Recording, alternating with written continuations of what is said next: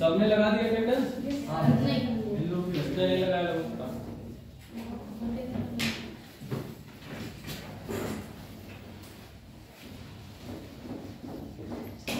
बगल में लगा, नीचे नहीं।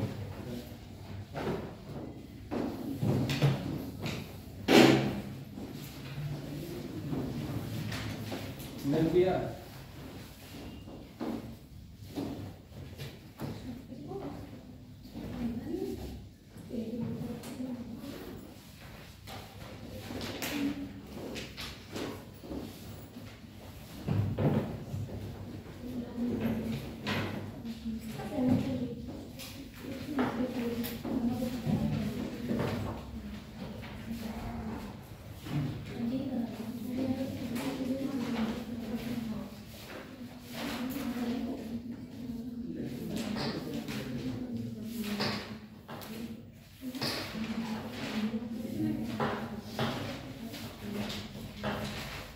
ठीक है, स्टार्ट करते हैं।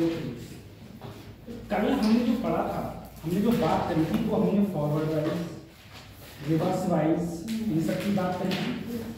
Half wave rectifier, full wave rectifier, हमने इनकी बात, ठीक है, इन सब की बात करी।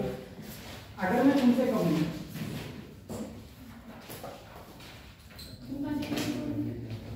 सर फॉरवर्ड वाइज क्या होता था? अगर इधर प्लस हो इधर माइनस तो इसे बोलते थे हम लोग फॉरवर्ड, ठीक है। सर रिवर्स वाइज क्या था? रिवर्स वाइज का मतलब है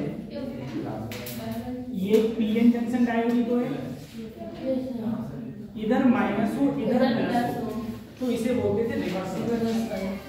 पहली चीज ये कि फॉरवर्ड वाइज से तो करंट फ्लो होता है, इसमें तो करंट फ्लो होता है, लेकिन यहाँ पर करंट फ्लो नहीं होता है, यहाँ पर करंट फ्लो नहीं होता और ऊपर करंट फ्लो द्वारा होता है, ठीक है। इसकी बात यहाँ पर करंट फ्लो होता है और यहाँ करंट फ्लो नहीं होता। करंट फ्लो अब मैंने तुमसे कहा, जैसे मान लो मैंने तुमसे बिल्कुल सिंपल क्वेश्चन ले लिया, मैंने कहा ए ऑप्शन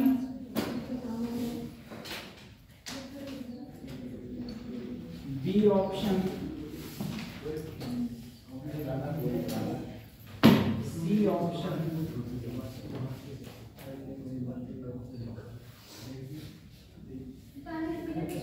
डी ऑप्शन, ठीक है।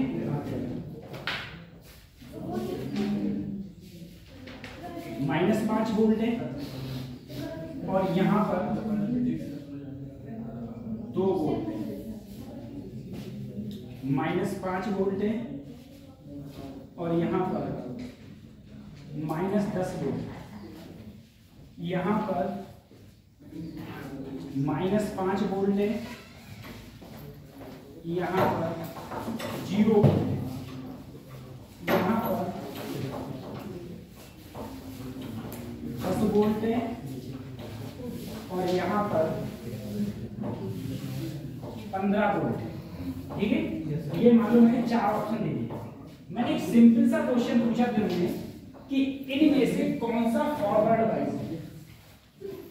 सिंपल क्वेश्चन, 4 ऑप्शन है, एक सिंपल क्वेश्चन पूछा इनमें से कौन सा फॉरवर्ड वाइज है या किसमें करंट फ्लो होगा, किसमें करंट फ्लो होगा या फिर कौन फॉरवर्ड वाइजिंग की तरह बिहेव करेगा। सिंपल सा क्वेश्चन। तो तुम बोले फॉरवर्ड वाइजिंग, जैसे ही तुम्हारे दिमाग में फॉरवर्ड वाइजिंग आई तुरंत तुम क्या बोले? बोले सर इधर प्लस होना चाहिए, इधर क्या होना चाहिए। इसका मतलब ये है, प्लस और माइनस का मतलब ये है कि इधर पोटेंशियल क्या हो ज्यादा और इधर क्या हो कम, इधर ज्यादा हो और इधर कम, इधर हमारी ये हो। तुमने सेवा रिव्यू कार्य देखा था लोगों ने? नहीं देखा। किस किस के घर से पास पड़ेगा? पास नहीं पड़ेगा? अरे देखो मेरी बात सुनो, ऐसे तुमने एक रास्ता देखा है, ये इधर देखो, कौन सा रास्ता? अभी बता रहे हैं तभी तो बता रहे हैं नाम लिख लेना। देखो यहाँ पर ITI है, ये ITI है और ITI के अगर तुम इधर जाओगे ऐसे जाके ऐसे यहाँ पे मठिया रहती है। हाँ मठिया है यहाँ पर ठेले उले लगते हैं, अंदर भी अपने बारात घर है, बारात घर है। तो यहाँ पर जब आप लोग ऐसे जाते हैं ऐसे जाते हैं ऐसे जाते हैं और अगले जाके इधर ये महिला थाना है। नहीं महिला थाना इधर है, सॉरी महिला थाना इधर है। बाद में मठिया पड़ती है, महिला थाने से मतलब नहीं है। यहाँ पर ऐसे हम लोग जाते हैं लेकिन इधर तो बारात घर है ये कंफर्म।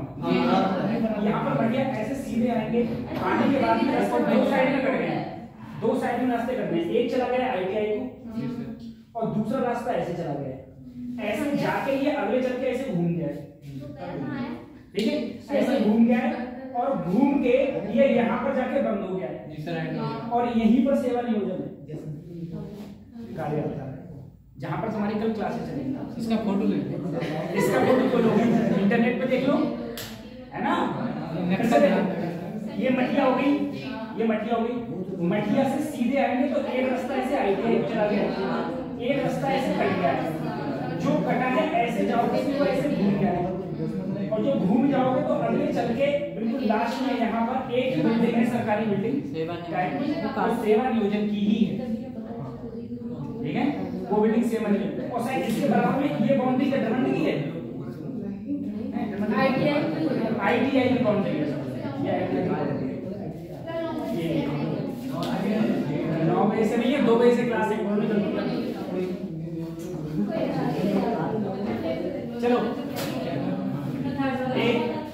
सुनो, सबसे पहले क्वेश्चन लो सर, फॉरवर्ड वाइजिंग आप सुनो, अगर मैं फॉरवर्ड वाइजिंग की बात करूं सर तो फॉरवर्ड वाइज का मतलब क्या होता है कि इधर प्लस हो इधर क्या हो माइनस, लेकिन क्या पोटेंशियल, इसका मतलब इधर हायर पोटेंशियल और इधर लोअर पोटेंशियल। अब तुम देखो इधर है -5, इधर है 2, तो कौन सा ज्यादा है इनमें से? 2 वोल्ट में से कौन ज्यादा है? ये ज्यादा है ना, लेकिन होना कितना ज्यादा चाहिए इधर, तो ये काम नहीं करेगा, ये काम नहीं करेगा। अब तुम जरा इस पे आओ, हाँ इस पे अगर हम लोग आए, अगर तुम लोग देखोगे तुम लोग देखोगे यहाँ पर क्या है -5, यहाँ पर क्या है -10। तुम मुझे बताओ इनमें से कौन सा ज्यादा है?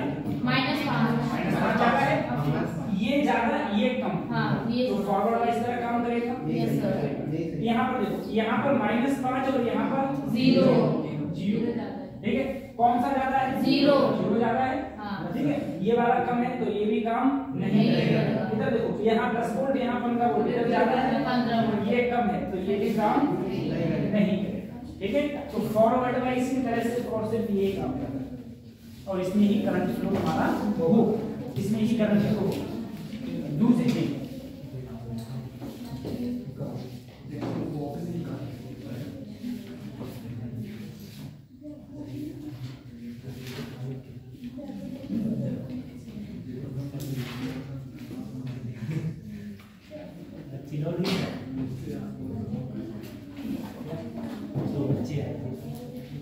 पतंग वाले आर्मी और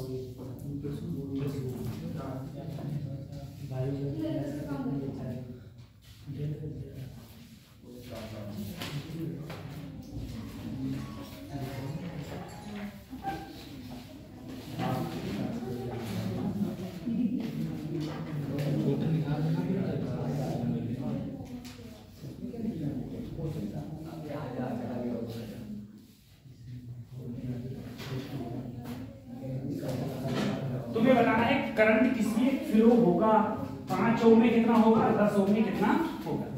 मैंने ये तुम्हें सर्किट दे रखा, ऐसे क्वेश्चन आते हैं काफी हलवा होती कुछ होता है इनमें है नहीं, ठीक है लेकिन बस हमको करनी है।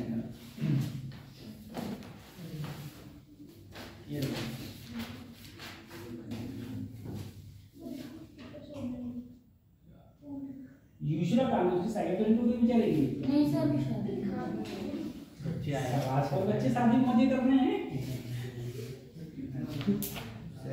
सब बच्चे बाहर क्या कौन सा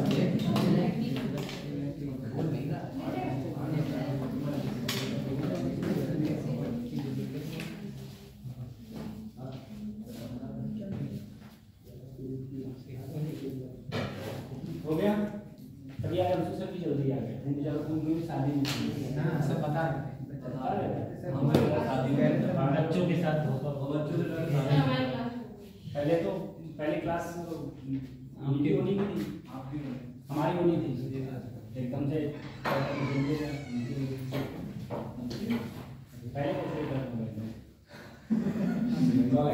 अरे देखो वो बंदा बहुत खुश, वो उधर जा भी रहा है और खुश भी हो रहा है बहुत कि अभी आज पहले ही देख लिया कि सर पहले से क्लास में प्रेजेंट है, बोले भागो यहाँ से।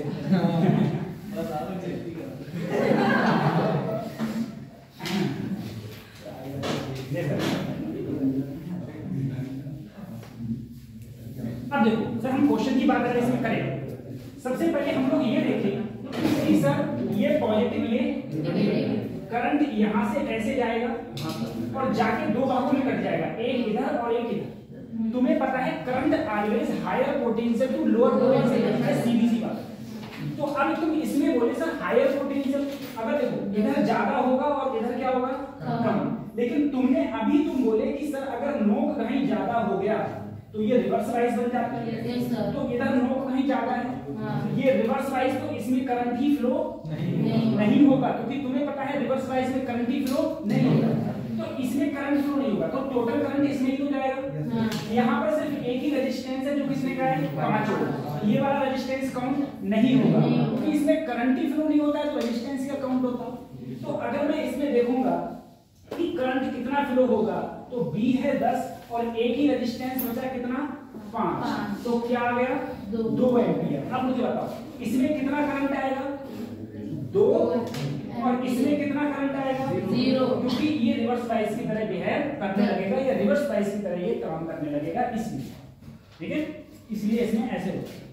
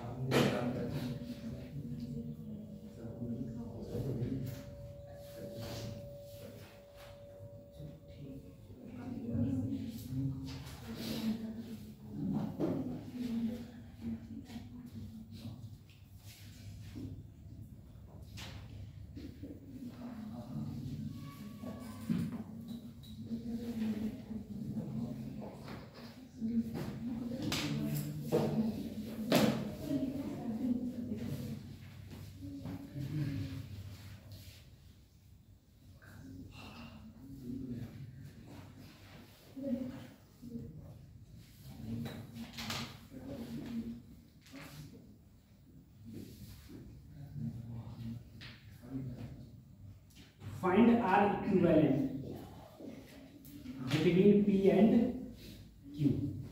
सही है? If पहला नंबर है BP is greater than BQ और दूसरा नंबर है BQ is greater than P, ठीक हो जाएगा। अब तुम्हें हर एक पहला भी बताना है, दूसरा भी बताना है, ये बताता हूँ, ठीक है? कौन सा वाला? और किसी बच्चों को आपत्ति तो नहीं है?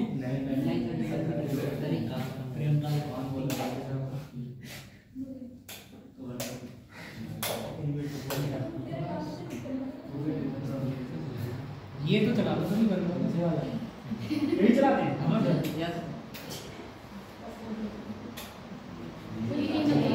ये नहीं चलाना, ठीक, चलो ठीक है। अब देखो मैं इसकी बात करूँ, अच्छा अंतिम जब क्लास में कोई ना कोई बात होगी तो बोल दो, हम भी बोल दो, एक्चुअली मैंने मत बोलो, वो चुपचाप लेकिन पढ़ाते रहते, कोई इसमें रिकॉर्ड हो रहा है, मैं पता ही नहीं सब दिख ही नहीं रहा है।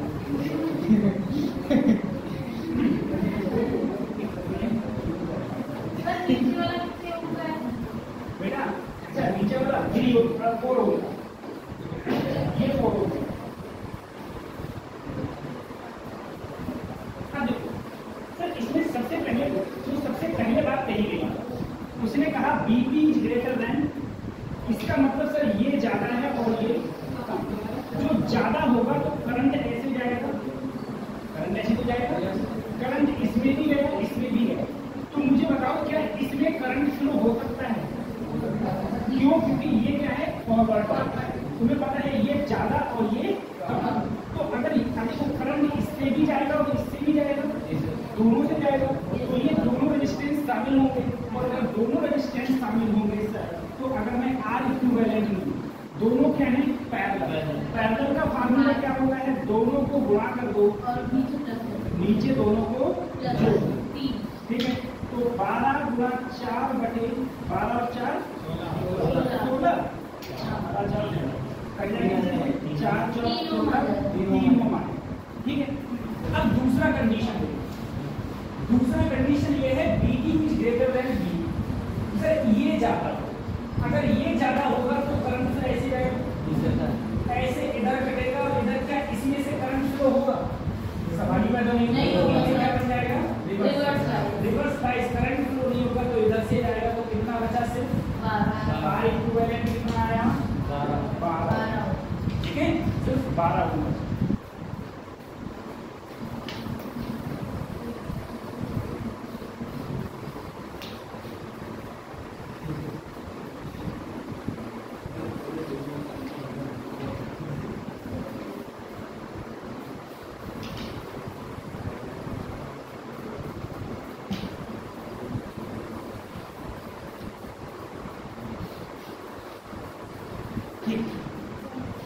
इस टाइप के क्वेश्चन रहेंगे। इसके बाद ये फॉर्म भर दिया बच्चों तुम लोगों ने, बंदी वाला है प्रेम पाल, मेरे को फॉर्म भर दिया नहीं बना है, आप लोगों ने भर दिया नहीं हो रहा है, किसका बना रहेगा हमारा जनरल भाषा तो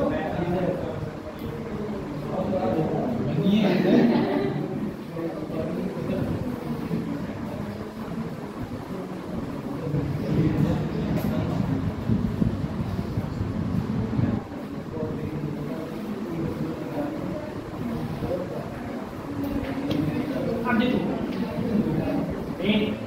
अब बात सुनो, डॉक्टर बन जाते हैं बदलता है।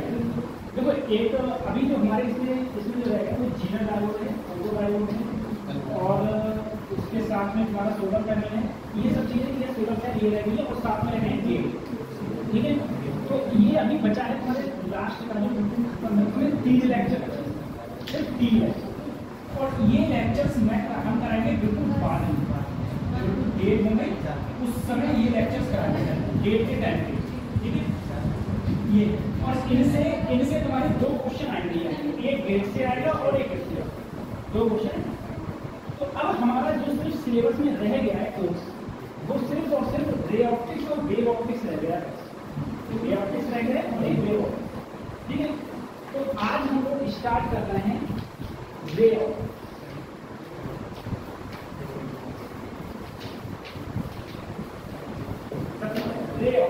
ठीक है। अब रे ऑप्टिक्स में जितनी भी अब हम बात करेंगे, ठीक है, ध्यान देना इस बात पे। अब यहाँ पर जो ये जितनी बात चलेंगी वो सब तुम्हारे समझ में आएंगे, क्योंकि ऑप्टिक्स क्या है, ऑप्टिक्स रे ऑप्टिक्स का मतलब है हम यहाँ पर जितनी भी वेवलेंथ की बात करेंगे वो सिर्फ 400 नैनोमीटर से 700 नैनोमीटर के बीच में ही बात करेंगे। जो भी बात करेंगे वो 400 नैनोमीटर से 700 नैनोमीटर के बीच में बात करेंगे। जो चीजें हमें दिखाई देती, मैंने तुमसे इससे पहले भी बोला था, एक चीज थी वीडियो, ये जब मैं इलेक्ट्रोमैग्नेटिक वेव पढ़ा रहा था, ये इलेक्ट्रोमैग्नेटिक स्पेक्ट्रा पढ़ा रहा था, तो मैंने उसमें तुमसे बोला सबसे ज्यादा वेवलेंथ होती है वो रेड वेव, सबसे कम वेवलेंथ जो होती थी वो वायलेट वेव। मैंने तुमसे ये भी कहा था कि कोई भी चीज तुम्हें ऐसी कैसी क्यों दिख रही है वो डिपेंड कर रही है।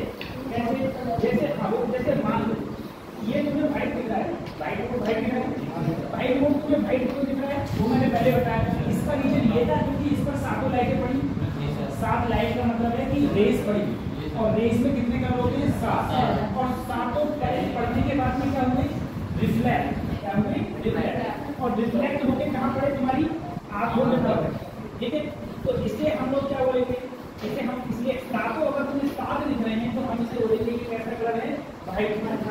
ठीक है, अब जैसे मान लो अगर कोई चीज तुम्हें नीला दिख रही है, ब्लू दिख रही है, इसका मतलब क्या है कि उस पर लाइट सब पड़ी, सारी की सारी लाइट क्या हो गई एब्जॉर्ब हो गई। सिर्फ ब्लू वाली जो लाइट थी वो रिफ्लेक्ट हुई और तुम्हारे आंखों में पड़ी, तो उसको हम लोग क्या बोलते हैं, हाँ तो उसको तो वो हमें कैसे दिखाई देगा, तो वो हमें ब्लू दिखाई देगा। ठीक है, इसके बारे में बात करें। अब देखो कोई भी जो सोर्स होते हैं इस दुनिया में, इस पूरे ब्रह्मांड में जो सोर्स है वो 2 टाइप के सोर्स हैं। ठीक है, एक है ल्यूमिनियस सोर्स और एक है नॉन ल्यूमिनियस सोर्स। एक क्या है ल्यूमिनियस सोर्स और एक है नॉन ल्यूमिनियस। ठीक है, ल्यूमिनियस और नॉन ल्यूमिनियस का मतलब क्या है, नहीं आता। उसका मतलब क्या है, इसका ल्यूमिनियस का मतलब ये होता है कि जिसकी खुद की लाइट होती है उसे क्या बोलते हैं ल्यूमिनियस। जैसे सन है खुद की लाइट है ल्यूमिनियस सोर्स। नॉन ल्यूमिनियस चंद्रमा, चंद्रमा की खुद की लाइट है नहीं है, तो वो नहीं दिखाएगा। ठीक है, यानी तो वो कौन सा कहलाएगा, वो नॉन ल्यूमिनियस सोर्स। अब मैं अगर प्रॉपर्टीज ऑफ लाइट की बात करूँ तो लाइट की जो प्रॉपर्टी और लाइट की प्रॉपर्टी कल तुमको लिख के लाना है डीसी पांडे से। ठीक है, प्रॉपर्टी ऑफ लाइट लिख के लाना। पहली चीज ये जो रेज होती हैं वो कैसी रहती है इनविजिबल। सबसे पहले ये छोटे छोटे बच्चों को पता होता है लाइट कैसी रहती है तुम्हारी इनविजिबल लाइट रहती है, पहली चीज। दूसरी चीज ये है कि लाइट हमेशा सीधी रेखा में चलती है, लेकिन कब एक सेम मीडियम होगा तो लाइट हमेशा सीधी रेखा में चलेगी। लेकिन अगर तुम मीडियम चेंज कर दोगे, जैसे मान लो लाइट तुम्हारी एयर से आ रही है और एयर से कहाँ जा रही है वाटर में, तो उसकी तो वो सीधी रेखा में चलेगी, वो जाएगी और कुछ मुड़ जाएगी, ठीक है, कुछ बैंड हो जाएगी। उसकी बात हम करेंगे कहाँ से बैंड होती है कहाँ से बैंड होती है। तीसरी चीज ये मैंने बताई है तुमको, ठीक है, कि 700 से कितना होती है 400 से 700 किलोमीटर के बीच में होती है। ठीक है, लाइट पास कर सकती है, इसको कोई भी ट्रांसपेरेंट मीडियम होगा उसको तो वो पार कर सकती है। ठीक है, लेकिन अगर तुम कहोगे कि आयरन को पार करते तो आयरन को पार नहीं करते, लाइट उसको पार नहीं करता। ठीक है, इसके लिए सबसे और एक चीज और है क्या, reflection of light. Reflection of light,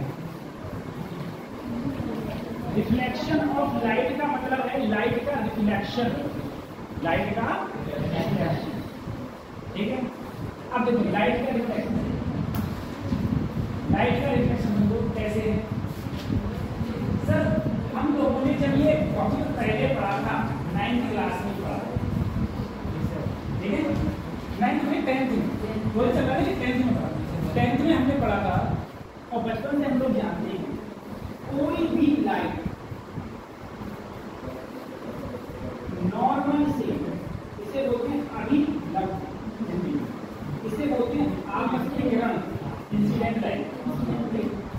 आपकी किरण अभिलंब से जितना कोण बनाते हुए आएगी उतने ही कोण से वो वापस रिफ्लेक्ट, इसे हम बोलेंगे इंसिडेंट लाइट।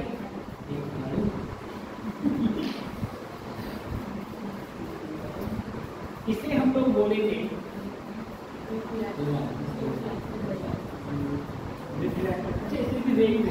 ज्यादा अच्छा रे, और ये भी हो गया रिफ्लेक्टेड। ठीक है, सबसे पहली बात क्या है, अगर तुम इसे आई बोलोगे और इसे आर जो किताबों में दिया होगा तो एंगल आई बराबर angle same principle sir, angle I angle R के बराबर। दूसरी चीज ये जो नॉर्मल है, ये नॉर्मल इंसिडेंट रे और रिफ्लेक्टेड रे, ये तीनों एक ही प्लेन में, सेम प्लेन में। ठीक है सर, प्लेन सेम समझ में नहीं आ रहा है। प्लेन सेम का मतलब ये है कि जैसे मान लो ये तुम्हारा व्हाइट बोर्ड है, ठीक है, ये एक प्लेन में है अगर कोई लाइट इसके ऊपर ऐसे आती टकराती तो ऐसे ही वापिस होती, यानी कि तीनों क्या रहते हैं, तीनों सेम प्लेन में, तीनों लाइटें same plane, normal incidental reflected ray तीनों सेम प्लेन में रहती है। ये फर्स्ट का है और तीनों सेम प्लेन में रहती है। ये सेकंड का है जो कभी गलती से भी नहीं पूछा है, ठीक है। हाँ, पूछेगा कोई सवाल नहीं, गलती पूछा ये चीज रिफ्लेक्शन ऑफ लाइट कितनी भी बना होता है, बना रिफ्लेक्शन ऑफ लाइट कभी बना होता है।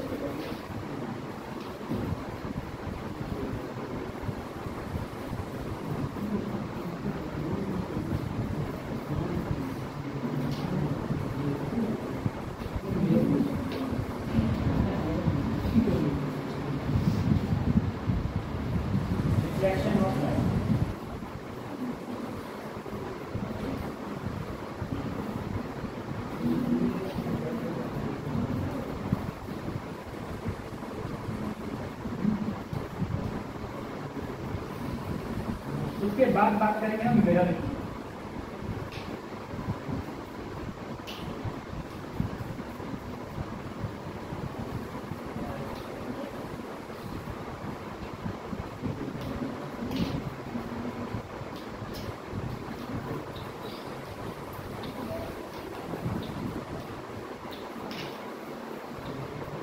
ठीक है सर, मिरर की अगर हम बात करें तो मिरर बेसिकली तीन टाइप से डिवाइड है। एक है तुम्हारा प्लेन मिरर, दूसरा है तुम्हारा कॉन्केव मिरर, तीसरा है तुम्हारा कॉन्वेक्स मिरर। प्लेन मिरर मतलब समतल दर्पण, कॉन्केव मतलब अवतल दर्पण, कॉन्वेक्स मतलब ठीक है सर। प्लेन मिरर कैसे बनता है, इस टाइप एक तरफ पॉइंट, मिरर का मतलब एक तरफ पॉइंट, कॉन्केव का मतलब है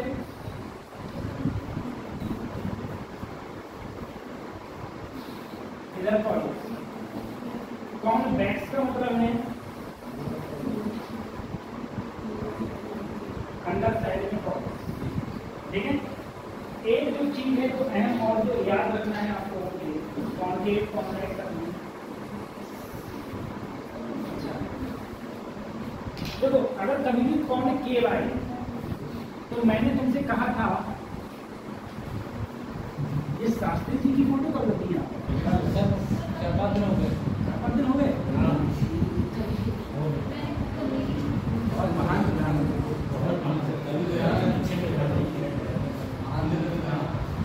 कुछ राजनेता अच्छे हुए, कॉन्केव मिरर, प्लेन मिरर और ये कॉन्वेक्स मिरर। मतलब ये मुझे किसी भी प्रकार का भ्रष्टाचार भ्रष्टाचार का जन्म गया। अगर आज भ्रष्टाचार गवर्नमेंट कतई बंद हो जाए, कतई जीरो हो जाए, स्विट्जरलैंड डेनमार्क तो वो गवर्नमेंट जॉब करना बंद हो जाए।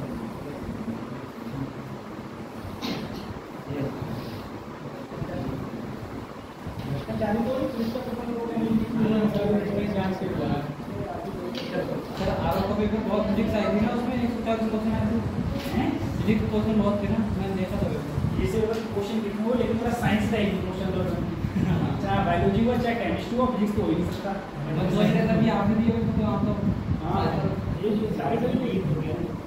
मैं ऐसे रख के ऐसे तो पहले से पता होती है कि वेरी वेरी कब होता है, इसका भी कब होता है, सब पता था।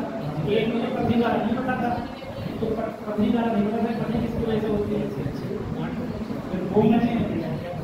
वो मैंने कॉन्सेप्ट लगाया उसमें और वो मार दिया, वो भी सही हो गया। हरित क्रांति लगाया था भूल गया मुझे सर, क्या लगाया था, क्या तकनीक नहीं पता। बेवकाल था एक वो आवर्ती पूजा का। तो तुम लोगों से बहुत सारा अच्छा मैं तुम्हें बताऊँ, तुम लोग पता है पढ़ाई की इंपॉर्टेंस समझते नहीं। मैं तुम्हें एक बात बताऊँ, लेकिन कभी कन्फर्म टीचर तुम लोग आई, अरे गुरु जी सुन लो, हम कुछ कह रहे हैं। एक बार अगर तुम्हें देखो, एक बार जरा तुम समझना, कभी भी तुम आज इंटरनेट पर जाना, मैं तुम्हें बताऊँ कि तुम्हारी जो पढ़ाई इस समय चल रही है किस लेवल की चल रही है, किस चीज़ को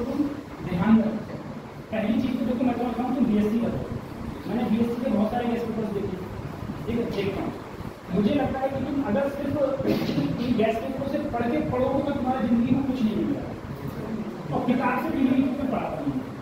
पीलीभीत में अगर तुम कोचिंग इंस्टीट्यूट में भी किसी में जाओ, बीएससी में, वो भी किताब से नहीं पढ़ाएंगे, वो भी तुम्हारे जो नोट्स होते हैं लिखवा दिए, उन्हीं को याद कर लो, उन्हीं से आओ, ठीक है। और तुम अगर ज़्यादा अच्छे बच्चे देखोगे, मैंने कहा BHU या और सब जगह बच्चे देखोगे, DU BHU और सब, वो सब किताब से पढ़ते हैं, उनके पास है। अब तुम अपने मुद्दे की बात सुनो, मैं तुम्हारे मुद्दे की बात करो। एक पेपर आता है, तुमने पढ़ा होगा PGT नाम से, ठीक है, जो इस पेपर को सिर्फ निकाल लेता है, पेपर को निकालता है, उसके बाद में सिर्फ इंटर पेपर कुछ नहीं होता, वो डायरेक्ट इंटर कॉलेज में लेक्चरर बन जाता है। जो इंटर कॉलेज है, गवर्नमेंट जितने भी इंटर कॉलेज है, ठीक है, उसमें जाकर वो लेक्चरर बन जाता है। अब इस पेपर का तुम जो पढ़ रहे हो, चाहे तो तुम बायोलॉजी का पेपर उठा लेना, सिर्फ बायोलॉजी की बायोलॉजी का पेपर, केमिस्ट्री में सिर्फ केमिस्ट्री होगी, फिजिक्स में सिर्फ, तो तुम ये पाओगे कि जो तुम पढ़ रहे हो उससे लेवल इसका नीचे है। मेरी बात समझने की कोशिश करो, मैं ये कह रहा हूँ, तो तुम ये पाओगे कि जो तुम फिजिक्स पढ़ रहे हो, इसकी फिजिक्स का लेवल तुमसे नीचे है, केमिस्ट्री का लेवल जो तुम पढ़ रहे हो वो उससे नीचे है, और बायोलॉजी तो नीचे है। ये लेवल है जो तुम लोग इस समय पढ़ाई करो। अगर मान लो जो कोई भी नॉलेज होती है वो खराब नहीं जाती, आज तुम पढ़ रहे हो, कल को क्या पता कहाँ जाओ, कैसा हो, क्या ना हो, तो कम से कम एक नॉलेज तो तुम्हारी रहेगी। और मुझे लगता है इस दुनिया में अगर कोई भी बच्चा होगा, कोई भी XYZ कोई बच्चा वो UPSC की तैयारी करे, किसी भी दुनिया में किसी भी एग्जाम की तैयारी करे, अगर उसके पास मैथ है और उसने IIT की तैयारी के लिए 1 साल नहीं, अगर उसके पास बायोलॉजी है और उसने 1 साल नीट के लिए नहीं लिया, मैं ये नहीं कह रहा हूँ कि साल खराब हो, मैं कह रहा हूँ कि BSc में एडमिशन हो लो, ठीक है, जिस बंदे ने प्राइवेट बीटेक में एडमिशन लिया, तो मैं सही बता रहा हूँ, प्राइवेट बीटेक एडमिशन लेने से अच्छा है घर पे बैठ के कसी को। मैं तो इसी मार्ग में हूँ, मुझे पता है बरेली के अंदर ऐसा कोई कॉलेज ही नहीं है प्लेसमेंट करता, एक भी कॉलेज का गवर्नमेंट कॉलेज बरेली में है, MJPI। अब MJPI को बताऊँ, मेरा दोस्त है काफी परवेज नाम का, गोल्ड मेडलिस्ट MJPI प्लेसमेंट में। मेरे कहने का मतलब ये है, मेरे कहने का मतलब ये है कि कुछ भी कर लेना, खाली बैठ लेना, कसी खोल दो। अगर कोई बंदा बीटेक की सलाह दे तो बीटेक मत करो, प्राइवेट की बात करते हैं सर, प्राइवेट की बात IIT से तो हर बच्चे का प्लेसमेंट होना ही होगा, ठीक है। हाँ, लाखों नहीं होते, IIT में अगर 10-15 लाख से कम का कोई कंपनी आती है तो उस IIT अंदर सैलरी नहीं करेगा। तो मैं जो बात कह रहा था, मैं तो ये कहना चाह रहा था तुम लोगों से कि जो तुम लेवल पढ़ रहे हो वो तुम्हारा ये लेवल है, समझे, कि जो बंदे इसे पढ़ने के बाद में टीचर बन जाते हैं, तुरंत उनकी सैलरी 60,000 से 70,000 से स्टार्टिंग होती है, ये तो उस लेवल को अगर तुम्हें ढंग से पढ़ना है तो मेहनत तो करनी ही करनी है। ये मतलब इस लेवल को तुम्हें कंप्लीट करना है भाई, ऐसे थोड़ी ना आगे यहाँ से जाने के बाद उसके बाद पढ़ने से कोई मतलब नहीं किसी प्रकार से, तो पढ़ना तुम लोग को पड़ेगा। अब देखो पढ़ दो ध्यान से सर, अगर मैं प्लेन मिरर की बात करूँ तो प्लेन मिरर की जो फोकल लेंथ होती है ना वो इन्फिनिटी होती है। मैं बताऊंगा कि क्यों इन्फिनिटी होती है, ठीक है। जब हम लोग ये गलत पढ़ रहे होंगे तब मैं बताऊँ। सबसे पहले देखो यहाँ क्या लिखा हुआ है, कॉन्केव। अब यहाँ पे देखो ये क्या लिखा हुआ है, के मतलब क्या होता है, गुफा, लैंड रहता है, शेर रहता है, और उसमें क्या रहता है, शेर। तो सबसे पहले ये देखो केव है, केव का मतलब गुफा। देखो कोई भी अगर गुफा होती है तो वो इस टाइप से यहीं से तो ऐसे बंद होती है ना, इधर जैसे क्या होती है टाइप से बंद होती है, तो इस टाइप से देखो इस टाइप से नहीं। तो अगर बाहर से कोटिंग होगी तो ये क्या मानेगा कि ये कौन सा है, कॉनकेव है। और कॉनकेव केव में कौन रहता है, शेर, और शेर रहता है। तो शेर की फोकल लेंथ क्या होती है, शेर क्या होता है, शेर हमें हानिकारक होता नहीं होता है, शेर हमें हानिकारक होगा, यानी कि शेर हमें क्या होगा, नेगेटिव। फोकल लेंथ क्या रहेगी इसकी, नेगेटिव, ठीक है। अब मैं जाऊँ कॉन्वेक्स पर। अगर इसकी बात करूं तो बेटा अगर इसकी नेगेटिव रहती है तो इसकी फोकल लेंथ क्या रहती है? पॉजिटिव रहती है। इसकी फोकल लेंथ पॉजिटिव रहती है। ए नंबर क्या देख रहा है? वो पॉजिटिव है। अब मैं इसके बाद में आपको उधर बता देना, मैं बात करूंगा प्लेन मिरर में।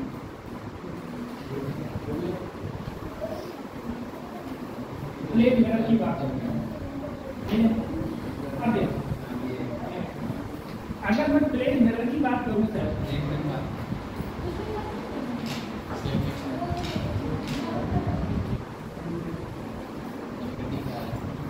प्लेन मिरर में अगर मैं इमेज का फॉर्मेशन देखूं, सबसे पहले तो तुम्हें प्लेन मिरर में एक बात याद रखनी है कि जितनी दूर तुम मिरर से खड़े हो गए, मिरर से उतनी ही पीछे तुम्हारी क्या बनेगी?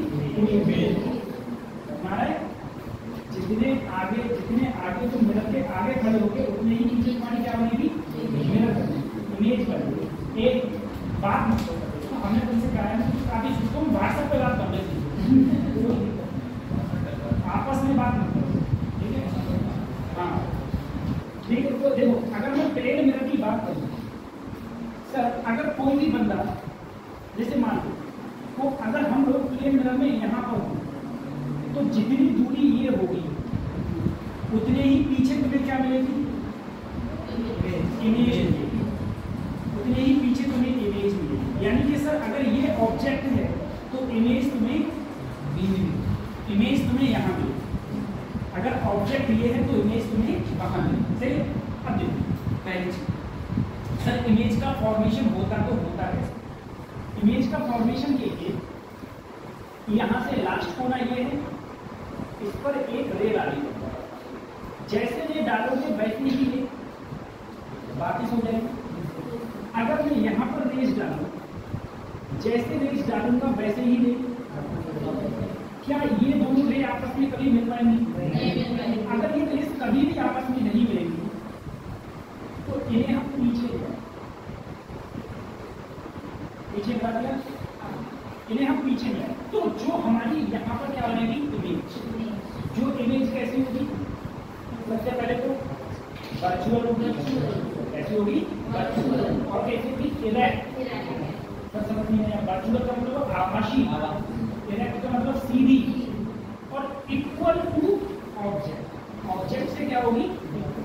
अगर तुम कभी भी मिरर में अपना शक्ल देखते हो, अपना चेहरा देखते हो, तो जितने पीछे तुम खड़े हो उतने ही पीछे तुम्हारी क्या बनती होती है? इमेज।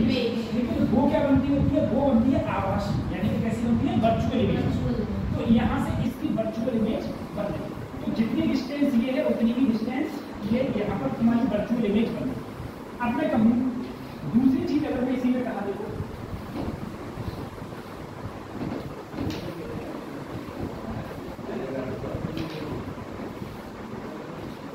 दूसरी चीज मैंने बोला, मान लो एक मिरर तुम्हारा ऐसे,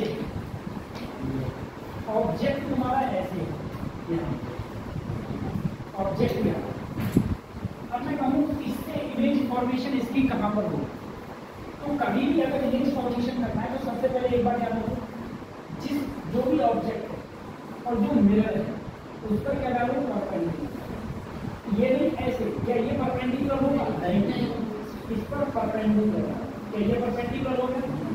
अब परपेंडिकुलर हो गया तो एक रेस डाली ऐसे और हो गई ऐसे, एक रेस डाली ऐसे और हो गई। क्या ये आपस में कभी मिलेंगी? नहीं मिलेंगी। तो इतने ही दूर पीछे, इतने ही दूर पीछे ये आपस में मिलती हुई प्रतीत होगी। यहाँ पर क्या मिलेगा तुम्हें? इमेज। ये ऑब्जेक्ट हो गया, ये क्या हो गया? और फॉर्मेशन देखो, मान लो ये मिरर है, मेरे पास ऑब्जेक्ट ये है। अब मैं कहूँ बताओ इस ऑब्जेक्ट की इमेज किधर बनेगी? ठीक है, ये मिरर है और ये क्या है? ऑब्जेक्ट। बताओ ऑब्जेक्ट की इमेज किधर बन रही होगी? पहले ये दोनों बताओ।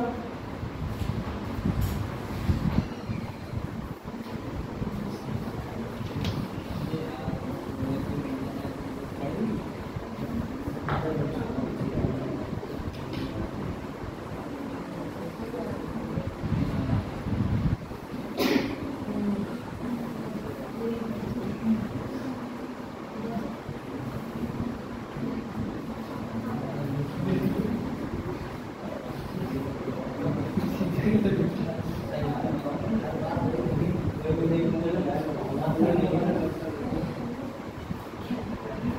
है। अब देखो, अगर मेरे पास में ये मिरर है, इतना मिरर है, और यहाँ पर क्या है, ऑब्जेक्ट। अब क्या करूँ सर? अब तो इस पर मैं परपेंडिकुलर डाल ही नहीं सकता किसी की, तो क्या करो, एक सीधी रेखा खींचो।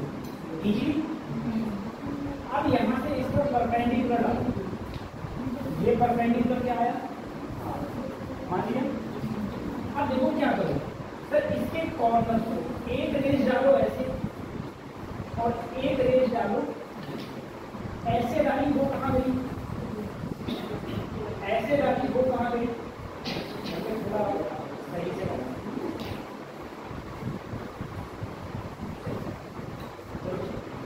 और एक रेज को यहाँ पर पढ़ने के बाद रिफ्लेक्ट कैसे चलेगी? क्या ये आपस में कभी मिलेगी? नहीं। अगर ये कभी आपस में नहीं मिलेगी तो इनको मिलाओ पीछे।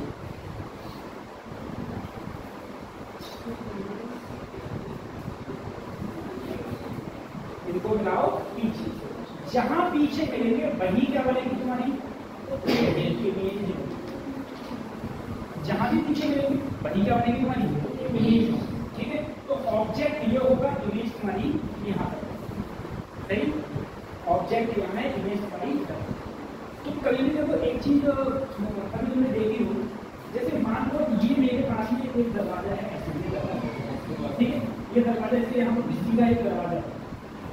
अब उस सीधे दरवाजे पर ग्लास लगाओ, गिलास लगाओ, ठीक है, जिसके एक गिलास लगाओ। अब इधर जो चीज होगी ना, वो तुम देखना दरवाजे में बहुत उधर देखी, दरवाजे में जैसे मान लो तुम कि यहाँ पर ऐसे कोई दरवाजा लगा हुआ है, और तुम यहाँ ऐसे करो, दरवाजा यहाँ है वैसे ठीक। अब उस दरवाजे में हमारा इधर जो चीज होगी, दरवाजे का शीशा तो कितना है और वो वस्तु उधर रखी है, वो तुम्हें उस दरवाजे में अंदर दिखेगी। वो इसीलिए होता है क्योंकि ऑब्जेक्ट इधर होता है, तो उसकी इमेज दूसरी साइड में बनती है। ठीक है, तो उतना ही जस्ट उधर बनती है। तो इमेज का फॉर्मेशन इसमें इस प्रकार से है।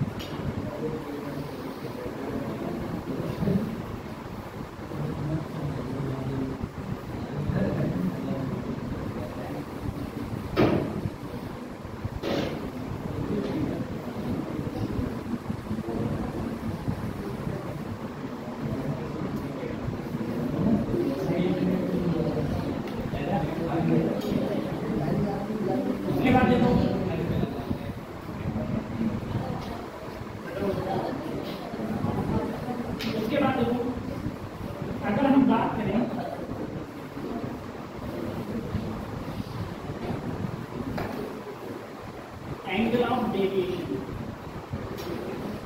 Angle of deviation.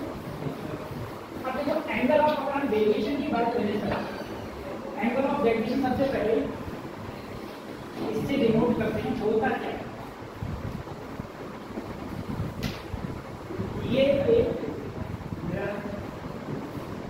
कोई भी एक रे आई पड़ी और वापस इधर चलेगी। यहाँ पर क्या है सर, अब कोई रे अगर ये नहीं होता, ये पहले मिरर नहीं होता, तो ये रेखा ये जो लाइन है वो सीधी जाती, लेकिन अभी सीधी ना जाके कुछ इधर चलेगी, इसका मतलब ये डेविएट होगी। ठीक है, और इसी को हम क्या बोलते हैं, एंगल ऑफ डेविएशन। अगर ये एंगल आई और ये एंगल और तुम बोले जितना एंगल ये होगा उतना ही एंगल ये, क्योंकि दोनों एंगल क्या होते हैं सेम। ये क्या है, ये रिफ्लेक्शन का नियम, रिफ्लेक्शन का नियम। अब मैं तुमसे कहूँ बताओ एंगल ऑफ डेविएशन क्या होगा। तो सबसे पहले अगर ये रेखा सीधी जाती तो तुम्हें पता है कि पूरा एंगल क्या होगा, 180। 180 में से आई ये है ना, आई यानी कि सर 180 माइनस क्या हो गया, 2 होगा 180 माइनस 180 माइनस 2y ही तुम्हारा कहलाएगा angle of deviation. Angle of deviation क्या होगा, वो होगा 180 माइनस ये होगा। उसके बाद में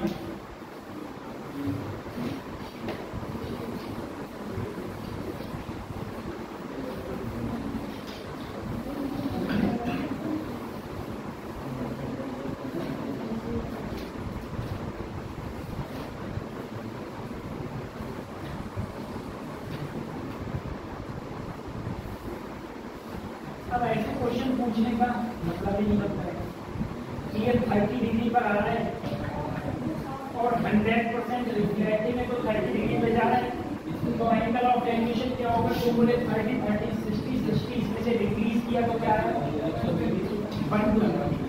लेकिन इसमें बस एक चीज और याद रखना, ये डेविएशन सर अगर ये मिरर नहीं होता तो ये रेस सीधी जाती, सीधी ना जाके अब ये इधर चली गई, तो जो इधर गई है ऐसे क्लॉकवाइज चलते हैं एंटी क्लॉकवाइज, ऐसे क्या चलते हैं, इसे बोलेंगे ये डेविएशन ये तो है लेकिन ये कैसा है, ये एंटी क्लॉकवाइज है। ठीक, अगर मैं इसकी बात करूं यहाँ पर भी सर ऐसे होगा, ये डेविएशन कितना आता तो पूरे 120 डिग्री, लेकिन 120 डिग्री क्या आता एंटी क्लॉकवाइज, ठीक है, anti clockwise deviation anti clockwise. अगर तुम्हें एंटी क्लॉकवाइज को क्लॉकवाइज में बदलना है, एंटी क्लॉकवाइज को अगर तुम्हें क्लॉकवाइज में बदलना है तो देखो क्या होगा, एंटी क्लॉकवाइज को अगर तुम्हें क्लॉकवाइज में बदलना है तो देखो क्या होगा, तो अगर मान लो कहीं पर भी थीटा डिग्री क्या है, थीटा डिग्री लिखा हुआ है एंटी क्लॉकवाइज, और इसको तुमको अगर क्लॉकवाइज में बदलना है तो क्या होगा 360 माइनस थीटा, ठीक है, 360 में थीटा घटा दो तो अब यही क्या बन जाएगा तुम्हारा, जैसे मान लो मैंने कहा कहीं पर 120 डिग्री एंटी क्लॉकवाइज आया,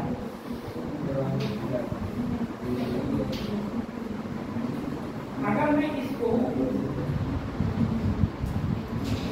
360 माइनस 120 करूंगा तो कितना आएगा 240, लेकिन ये 240 क्या आएगा क्लॉकवाइज,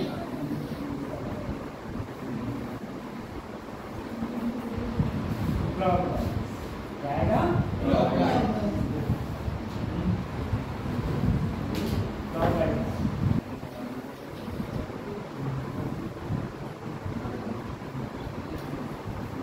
मैं बच्चों तुम लोगों से अभी कह रहा हूँ मेहनत से पढ़ लो, तुम विश्वास मानिए, तुम लोग बिल्कुल आप लोग बिल्कुल विश्वास मानिए, देखो ऐसा है, ऐसी बात नहीं जो आ रहा है ना जी रहे हो ना वो अपन भी जी चुका है, बात ये है जरूर बुढ़ापा आ गया है ना, लेकिन सही बता रहे हैं, सही मायने में उनको सही कह रहा हूँ, आप अभी नहीं कहोगे, आप जब 5 साल जब बीत जाएंगे आप एक जब आपको 5 साल बीत जाएंगे फिर आप कहोगे, फिर जब भी जहाँ भी मैं मिलूंगा, अभी तो मैं जहाँ मिलता हूँ तुरंत तुम गाली मुझसे निकाल दोगे, पता रहता है, उसके बाद में जब मैं 5 साल बाद जहाँ भी मिलूंगा तो तुरंत कहोगे सर यहाँ की बात ठीक है, कुछ सही बात है। और मैंने तुमसे इससे पहले भी मैं तुमसे बोला है कि जब मैंने 12th किया था मेरे साथ में मेरे वो भी दोस्त थे जो बहुत टॉपर थे, मेरे साथ में वो भी थे जो मिडिल, ठीक है, मिडिल में अच्छी राह चुनी, सब डॉक्टर हो गए 1 साल में 2 साल में 4 साल, जिन्होंने टॉपर थे राह सही में चुनी, खाली बीएससी के चक्कर में पड़ गए, ना तो कभी जिंदगी में मास्टर बन पाए, ठीक है, आज कोई यूट्यूब चला रहा है, कोई जनसेवा केंद्र बोल के बैठा है, कोई फॉर्चूनिंग काम मेडिकल खोल के बैठा है, कोई अपने पापा की चटनी में काम कर रहा है,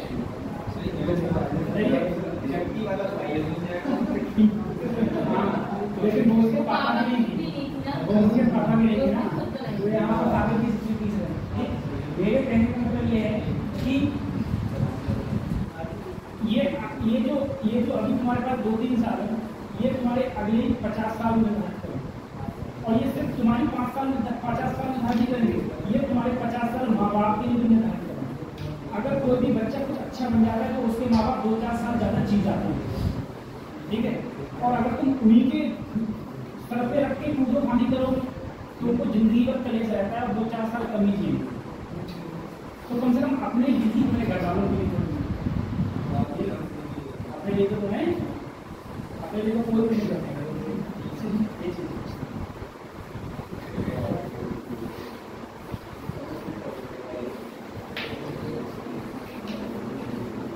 अब देखो उसके बाद ये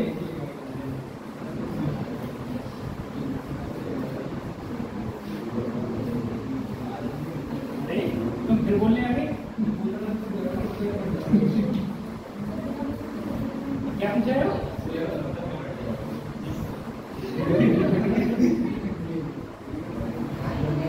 आप हमारे यहाँ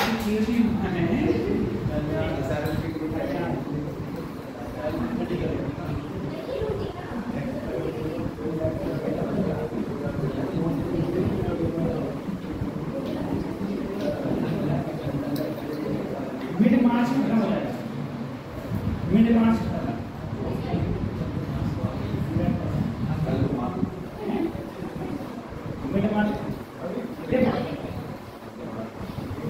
अगर मैं फील्ड ऑफ व्यू की बात करूं, जैसे एक बार जब तुम सोचो कि जब हम लोग किसी भी बार्बर की शॉप में जाते हैं तो हम लोग देखते हैं कि शीशे में हम देख रहे हैं और हमें दिखता बहुत पीछे तक है, बहुत पीछे से कोई चीज आती होती है, ठीक है, फिर वो निकल के आती है, फिर हमें पता चलता है कि वो तो आ इधर से रही थी, हमें दिख रही थी इधर से, ऐसा लगता है। तो उसको हम लोग बोलेंगे फील्ड ऑफ व्यू। अब फील्ड ऑफ व्यू का मतलब ये है कि मान लो ये कोई तुम्हारे पास मिरर है और ये क्या है, ऑब्जेक्ट, ये ऑब्जेक्ट। अगर यहाँ से एक रे ऐसे आई और यहाँ से एक रे ऐसे गई, टकरा के सर अभी आप बोले थे कि ऐसे जाएंगे, ठीक है। तो ये जितना भी ये जो एरिया है ना, यही तुम्हारा एरिया कहलाता है फील्ड ऑफ व्यू।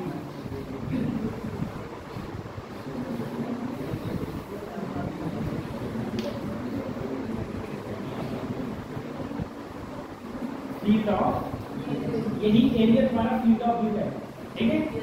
ये अब जरा सोचना कि जैसे मान लो, लेकिन अगर ये मिरर इतना है, अगर यहाँ पर कोई चीज वस्तु रखी होगी वो तुम्हें इसमें दिखेगी, यहाँ कोई होगी वो भी दिखेगी, लेकिन अगर कोई वस्तु यहाँ पर रखी हुई होगी तो वो तुम्हें नहीं दिखेगी, क्योंकि ये फील्ड ऑफ व्यू से क्या है, बाहर। फील्ड ऑफ व्यू से बाहर कोई भी चीज होगी तो वो तुम्हें दिखाई नहीं देगी, किसी भी कीमत पर दिखाई नहीं, ये चीज। अब अगर मैं बात करूँ सर कि इसमें हम लोग अगर तुमसे कभी भी फील्ड ऑफ व्यू के बारे में पूछा जाए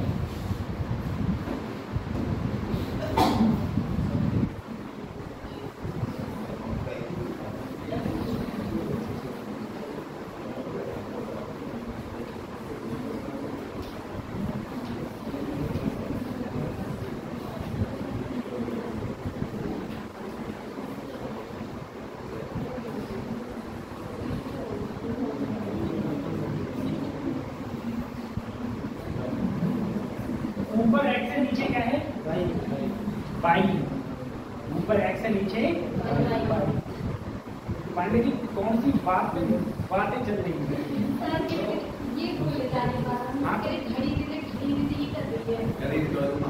कोई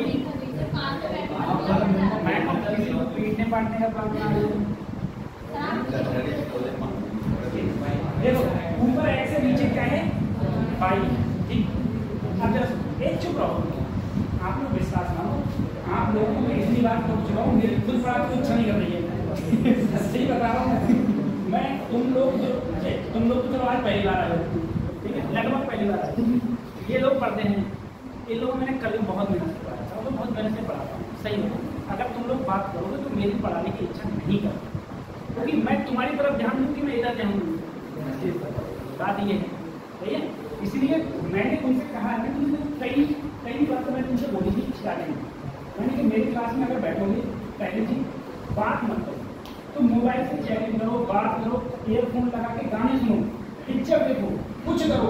तुम्हें जाना है बिना बताए जाओ, बिना बताए आओ, मुझे कोई मतलब नहीं किसी प्रकार का, तुम कहाँ जा रहे हो कहाँ नहीं जा रहे, लेकिन बस एक बात मत करो। बस मुझे सिर्फ बात करने से ही चाहिए, क्योंकि एक जने के बात करने से 4 बच्चे डिस्टर्ब होते हैं।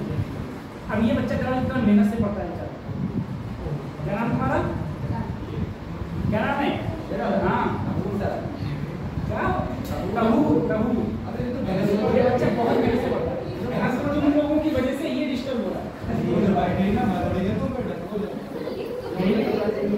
ये चीज है, तो इसीलिए डिस्टर्ब मत करो। तुम बात करो तो आराम से चैटिंग करो, कुछ भी करो, मुझे कोई मतलब नहीं। देखो देखो एक ये ऊपर एक्स से नीचे क्या है? अच्छा ऐसा है, अगर मैं ये कहूँ यहाँ पर मेरा ऑब्जेक्ट है, ऑब्जेक्ट मतलब मैं बैठा, अगर मैं यहाँ पर बैठा हूँ, मैं कहूँगा कि मुझे फील्ड ऑफ व्यू की बात करनी, तो फील्ड ऑफ व्यू की बात करने के लिए मैं कहूँगा मेरे साथ एक रेस ऐसे डाल दो, ऐसे डाल के एक रे ऐसे, एक रे ऐसे डाल दो, ऐसे डाल के ऐसे एक रे, यही सब तुम्हारा क्या कहलाएगा? Field of view. अब सबसे पहले मैं कहूँ इस तरह मुझे यहाँ पर मान लो मेरा पर्दा यहाँ पर खड़ा हुआ है, ये स्क्रीन यहाँ पर लगी, तो अगर यहाँ पर फील्ड ऑफ व्यू की बात आए तो ये P और Q, यही तो length of field of view है।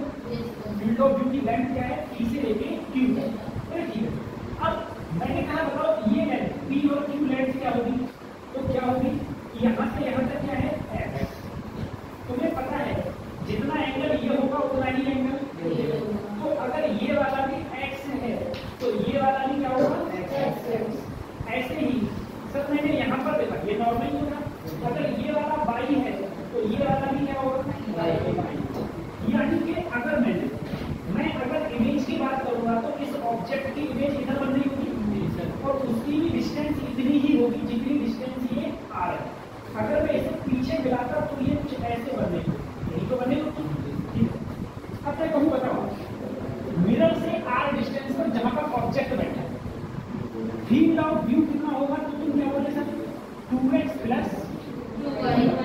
तो अगर मैं P और Q देखूं तो तुम बोले 2x प्लस 2y, 2 कॉमन ले लिया, x प्लस y, यहाँ पर क्या आया? x प्लस y, ये तुम्हारा P Q। मैंने कहा मान लो मैं फील्ड ऑफ व्यू यहाँ ना लेके r डिस्टेंस और पीछे आ गया, r डिस्टेंस में और पीछे अगर आ गया, r डिस्टेंस और, ठीक है। अब बताओ सर कि ये लेंथ क्या होगी? अगर इसे मैंने a माना और इसे क्या माना? b, ये लेंथ क्या होगी? ये a और b हो गया। ऐसे बातें करना चाहिए।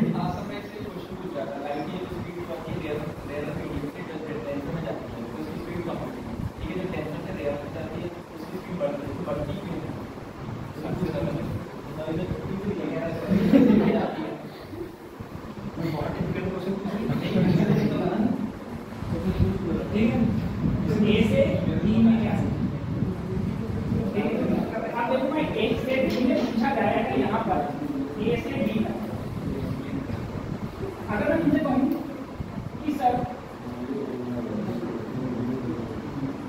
ये लेंथ देखो, ये तो नॉर्मल था, ये लेंथ भी क्या है? x, और ऐसे ही यहाँ पर ये होगा, ये क्या होगा? ये y होगा, ठीक है। ये x और ये y, तो ये लेंथ इसकी दूरी है, तो यहाँ से यहाँ तक ये हो जाएगा 2x और यहाँ से यहाँ तक ये हो जाएगा। तो अगर मैं पूरी एडी की लेंथ लूँ तो एडी कितना हो जाएगा? तो ऊपर 3x और नीचे 3y, यहाँ पर हो गया 3x प्लस y, ये ठीक है। अब अगर कभी भी इस टाइप का क्वेश्चन आता है तो तुम जैसे करते हुए मत बैठो, मत में सीधे तरीका बता रहा हूँ, सिंपल तरीका। ये कहाँ से आ रहा है, कैसे ट्रेक करवाना है, ये कोई मतलब मतलब, ठीक है। वैसे तो इसमें मैथमेटिकल कैलकुलेशन आपको बस इतना लिखना है। अब आप खुद ही बताओ इसका, मैं सर यहाँ पर हूँ, ऑब्जेक्ट में हूँ और यहाँ से लेके यहाँ इसकी इमेज यहाँ बन रही है, इमेज ये पूरी दूरी क्या कहलाएगी, ये आर और ये 2r हो गई। तो 2r का r छोड़ दो, क्या बची 2 की गुणा इससे करो तो 2x प्लस हो गया, लेंथ कितनी होगी 2x प्लस फिर अगले अगर मैं यहाँ पहुँच गया सर, ये आप ऑब्जेक्ट को यहाँ बैठा है, इस ऑब्जेक्ट के लिए इमेज को यहाँ बनाएंगे, इमेज बनना सकती है। मैं थीटा ऑफ व्यू यहाँ देखूँ, जैसे मैंने कहा मान लो ये दीवार मिरर है, मैं यहाँ पहले मैंने जो स्क्रीन लगाई वो अपने ऊपर लगाई तो क्या आया 2 मिरर की लंबाई। अब मैं यही कर रहा हूँ, मैंने जो स्क्रीन लगाई वो अपने से कहाँ लगाई, तो मेरी इमेज तो वहीं पर बन रही होगी जहां पर पहले बन रही थी, ठीक है। तो मेरी जो इमेज बन रही है वो तो यहीं पर बन रही है ऑब्जेक्ट। अब देखो यहाँ से लेके इमेज की जहाँ स्क्रीन रखी है और यहाँ पर क्या रखा है इमेज, स्क्रीन और इमेज के बीच की डिस्टेंस क्या है r और r 3r का r खत्म करो, क्या बचा 3x प्लस 3, तो 3 इसकी लेंथ क्या है x प्लस y। अब तुम कौन सा नोबेल प्राइज देने लगे भाई, अब तुमसे बोलने आगे वाले ना, ये लोग तुम लोग कौन सा नोबेल प्राइज दे रहे भाई, हाँ वो नहीं रहे तुम अभी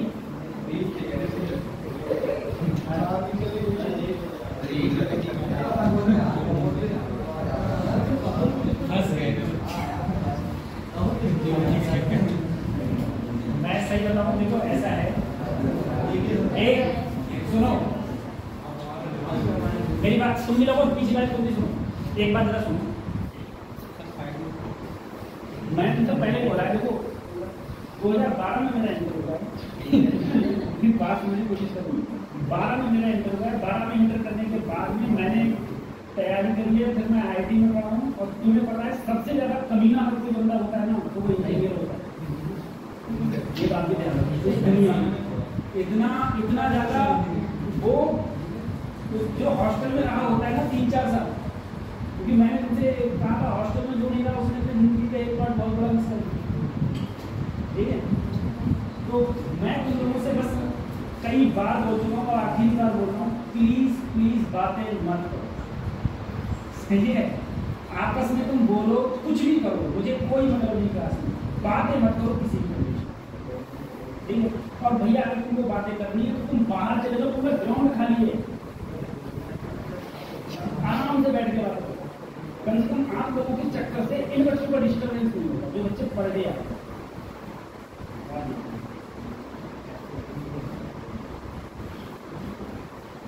फील्ड ऑफ व्यू, तो ऐसे ये हो जाएगा, ठीक है। अब जरा इसी में जरा तुम लोगों को एक बात जरा समझो,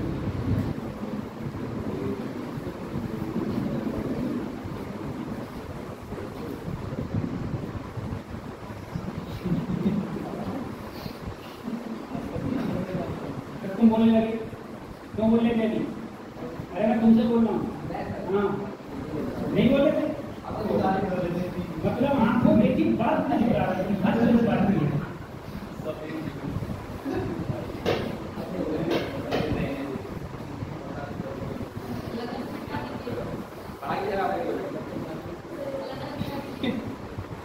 मैं यहाँ नहीं देख रहा हूँ, तो टाइम नहीं बढ़ रहा है, सही बता रहा हूँ।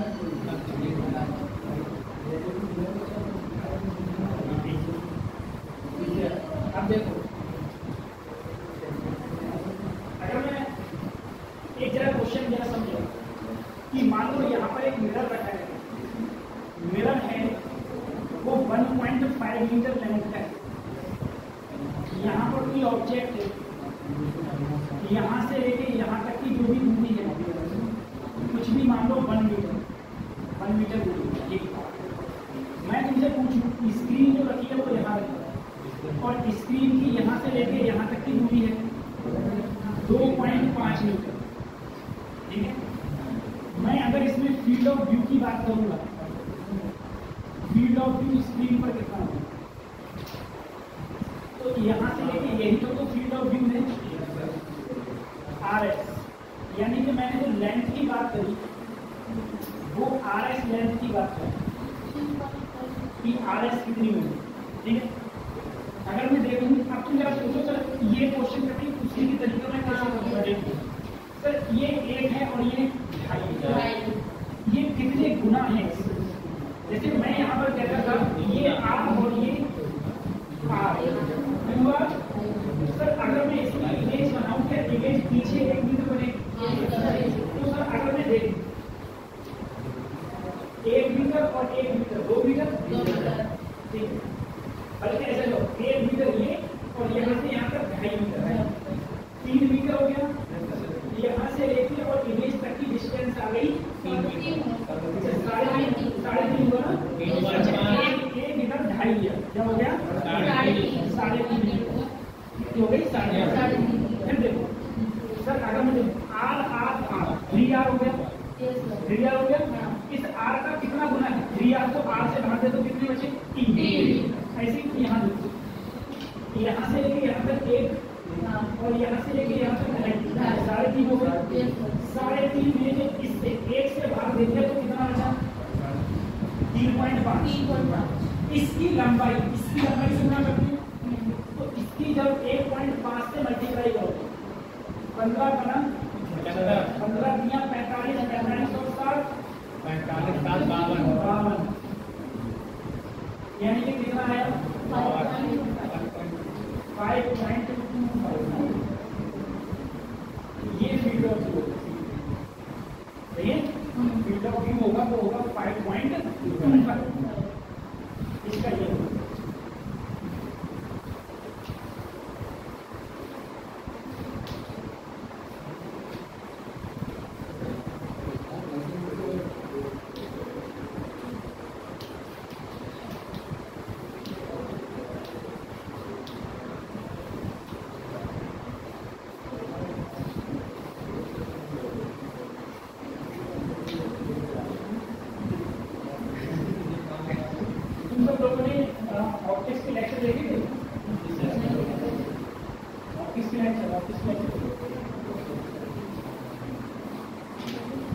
बहुत पुराने साल से ऊपर हो गया, साल से पहले ही पढ़े बाहर थोड़ा ज़्यादा अच्छा है।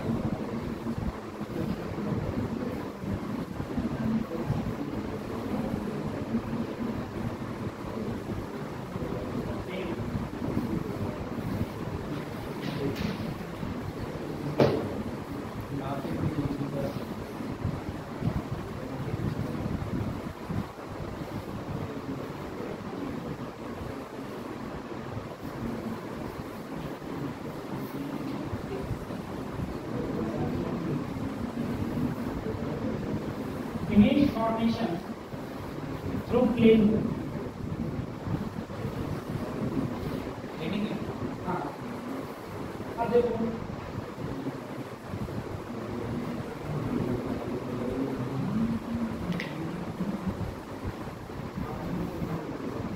मेरे पास कोई प्लेन है और ये जो एंगल है वो दे रखा है थीटा। अगर कहीं कोई ऑब्जेक्ट रखा है, इस ऑब्जेक्ट से कितनी इमेजेस बनेंगी या इस ऑब्जेक्ट द्वारा कितनी इमेजेस बनेंगी, ठीक है, उसकी हम लोग बात करें। अगर मैं यहां से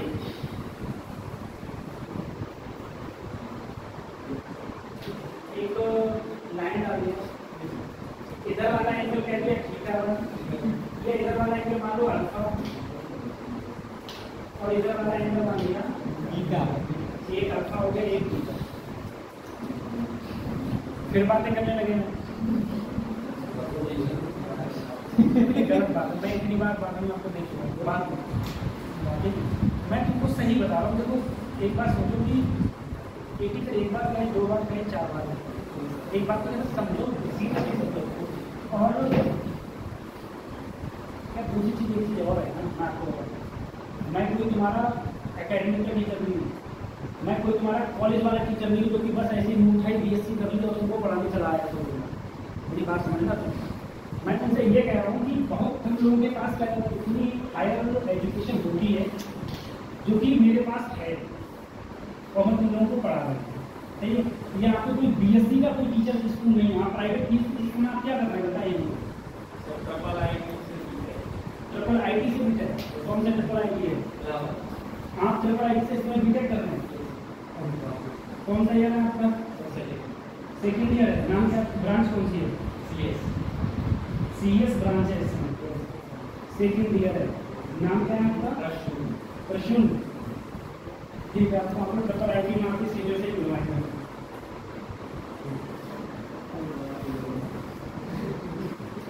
सेकेंड ईयर है ट्रिपल IT से, रैंक कितनी आएगी आपकी?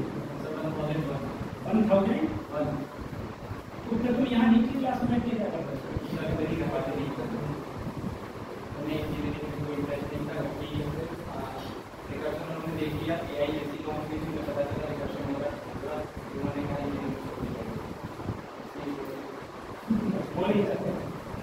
वो ही नहीं घर वालों से बात नहीं करते, कोई लोग ट्रिपल IT वही खिलाता। उत्तर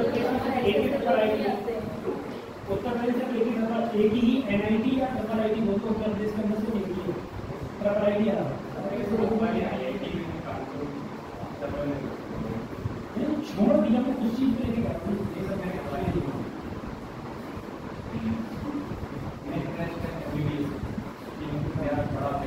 मेरे चाचा चाची पढ़ाई कर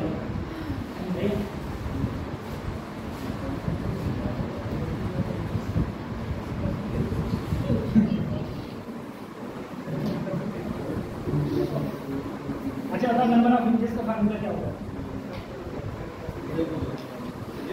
नंबर ऑफ इमेजेस में कैसे निकालना? कोई मेरा ऑब्जेक्ट यहाँ पर रखा हुआ है, मुझे एंगल पता चल गया, मान लो एंगल मेरा 30 डिग्री है, अब नंबर ऑफ इमेजेस कैसे निकालना? हो ही नहीं सकता, आपको ट्रिपल IT की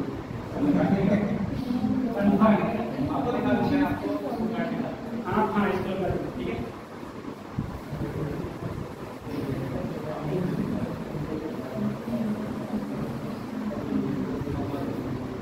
चलो देखो, अगर हम लोग बात करें यहाँ पर एंगल क्या है? थीटा। सर एक मिरर है ये तुम्हारा M1 और एक मिरर है तुम्हारा M2, दोनों के बीच में एंगल है थीटा। सबसे पहले अगर मैं थीटा की बात करूंगा, चलो आपको ट्रिपल IT मिली क्योंकि मैं तो IIT से हूँ भाई, मानो आपको ट्रिपल IT मिली, मैं तो IIT से हूँ, ट्रिपल IT से ऊपर है कि नहीं है? IIT ऊपर, तो बस मैं पढ़ा क्यों पढ़ा लेता तो मैं पढ़ा दूँ, मतलब अगर मैं पढ़ा रहा हूँ तो तुम पढ़ो, मुझे कहने का मतलब ये। दूसरी बात ये है कि अगर मान लो मैं चलो मैं IIT से हूँ, अगर कोई टीचर और होता मेरी जगह, IIT से भी नहीं होता, तब भी कम से कम आपसे सीनियर तो है, तो बात मत करो। मैंने तुमसे इतनी बार पूरी क्लास खत्म हो गई, एक ही बात बोली है, नहीं तो मैं आपसे रिक्वेस्ट करके कहता हूँ मेरी क्लास में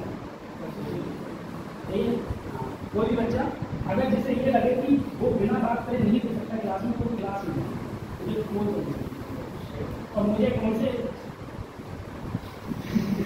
आप लोग 2-4 का मिल रहा हो तो पैसे भी मिलने लगेंगे, ठीक है। देखो मैं कहूँ, अगर मैं नंबर ऑफ इमेजेस की बात करूँगा, सबसे पहले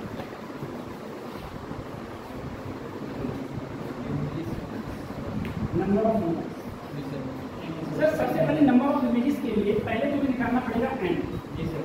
n निकलता है 360/थीटा। जितना भी तुम्हारा थीटा होगा तो 360/थीटा कर दो तो तुम्हें वैल्यू आ जाएगी n। उसके बाद में दो चीजें, अब इसमें अलग अलग चीजें बनाना, एक टेबल टाइप की बनाना, उसके आधार पर सारे के सारे तुम्हारे होंगे।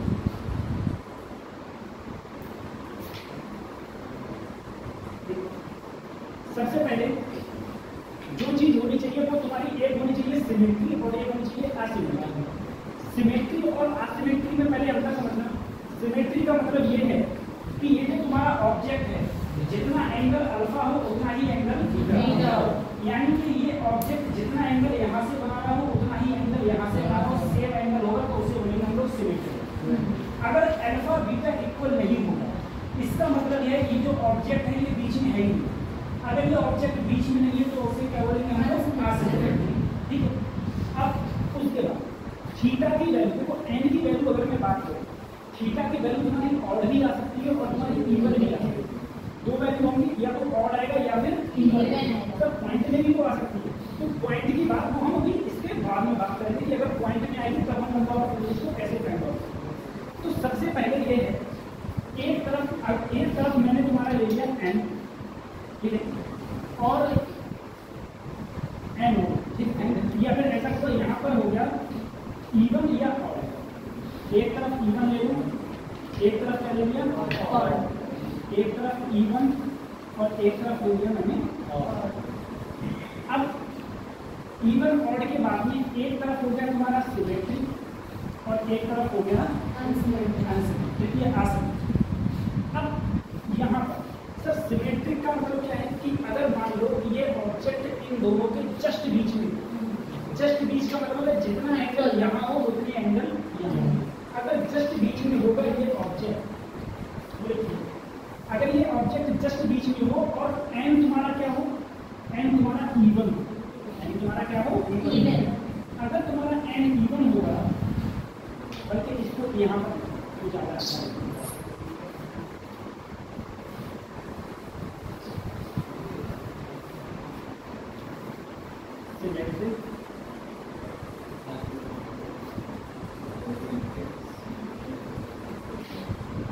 ठीक है।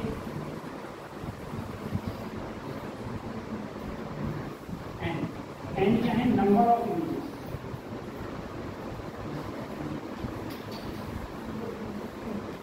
अब देखो, अगर मैं तुमसे कहूँगा ये इवन, ये ऑड, ये इवन, ये ऑड, अगर ये इवन है, इवन का मतलब 2, 4, 6, 8, 10 ऐसी कोई संख्या है, इवन आएगी तो जो एन की वैल्यू होगी वो हो जाएगी n-1। अगर ऑड आएगा और ये असिमेट्रिक भी है, ठीक है, हाँ, ऑड आएगा और ये क्या है असिमेट्रिक, ठीक है, इवन है और यहाँ पर क्या है सिमेट्रिक, उल्टा कर दिया, इवन है तो सिमेट्रिक और ऑड है तो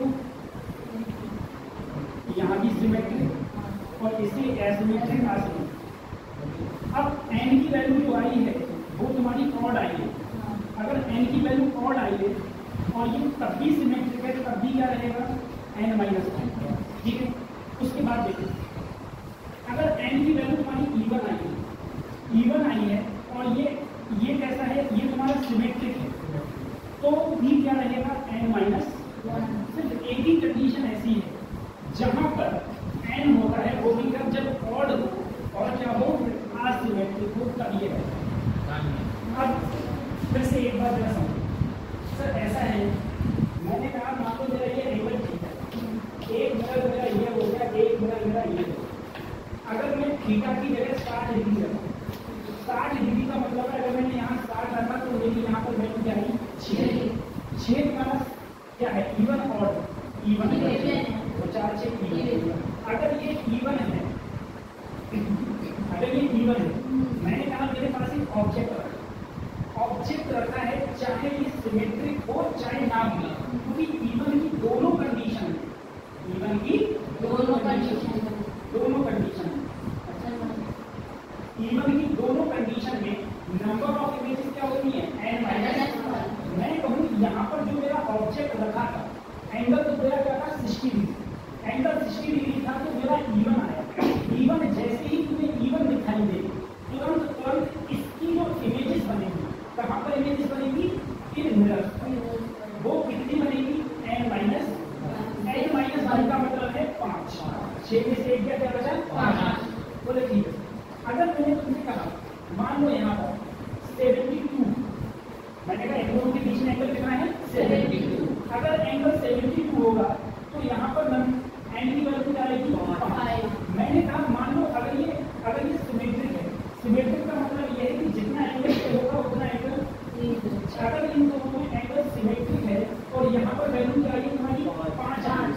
अब मैं तुमसे कहूँ बताओ नंबर ऑफ इमेजेस कितनी बनेगी? तो सभी चाहे और हो लेकिन क्या हो सिमेट्रिक, तब भी नंबर ऑफ इमेजेस क्या रहेगी? n माइनस 1 का मतलब 5 में से 1 गया तो कितने बचे? 4। लेकिन अगर मैंने कहा यहाँ पर जो ऑब्जेक्ट है ना वो तुम्हारा सिमेट्रिक नहीं, सिमेट्रिक का मतलब ये है कि ये ऑब्जेक्ट बीचों बीच में है। बीचों बीच का मतलब ये होगा कि अगर मैं यहाँ से एक रेखा ऐसे डालूं तो जितना एंगल ये बने उतना एंगल ये बना तो सिमेट्रिक होगा। ये कुछ और बना ये कुछ और बना तो क्या होगा? असिमेट्रिक होगा। तो अगर मैं कहूँ ये असिमेट्रिक होगा तो क्या हो जाएगा? अगर ये असिमेट्रिक होगा तो यहाँ पर क्या रहेगी? फार्मूला क्या रहेगा? n की वैल्यू यहाँ पर अब कितनी है? 5 है। ठीक है,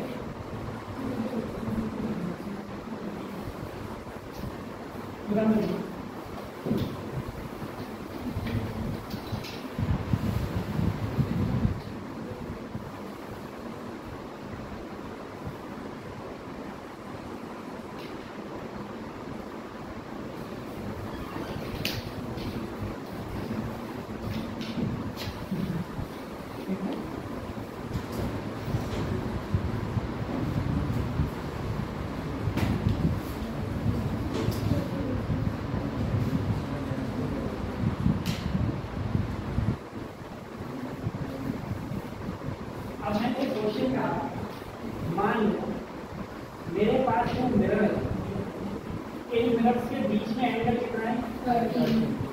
यहाँ पर क्या रखा है? मान लो अगर ये एंगल 10 डिग्री तो 100% ये 10 डिग्री है तो ये वाला 20 होगा। क्या एंगल दोनों समान है? समान नहीं है तो क्या हो गया? आसिमेट्रिक। क्या हो गया? आसिमेट्रिक। अब बताओ इसमें नंबर ऑफ इमेजेस कितनी होगी?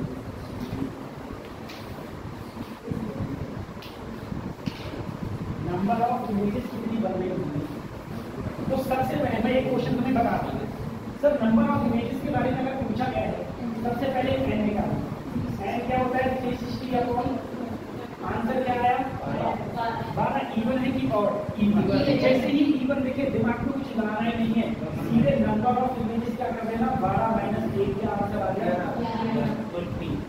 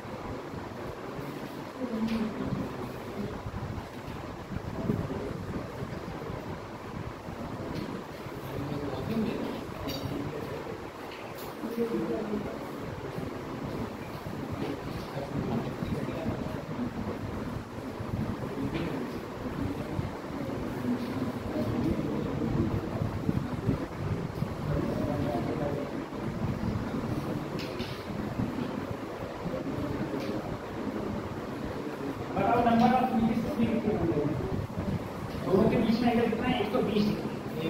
ठीक है, सिंपल सर 120 डिग्री। अगर 120 डिग्री है और मैंने कहा या इससे ये कितना माना है? 70, तो 100% सर ये अगर 60 बना हुआ होता तभी तो सिमेट्रिक होगा। अब ये असिमेट्रिक है तो सबसे पहले तुम क्या बोले सर? कैपिटल एन निकालो। बोले सर 360 अपॉन 170 करो। अब तुमने देखा ये असिमेट्रिक, एक तो ऑड है, ये क्या है? असिमेट्रिक। तो n ही होते नंबर ऑफ इमेजेस, यानी कि नंबर ऑफ इमेजेस ही इसमें क्या होंगी? 3 होगी। एक तो ये इस प्रकार से। दूसरा तरीका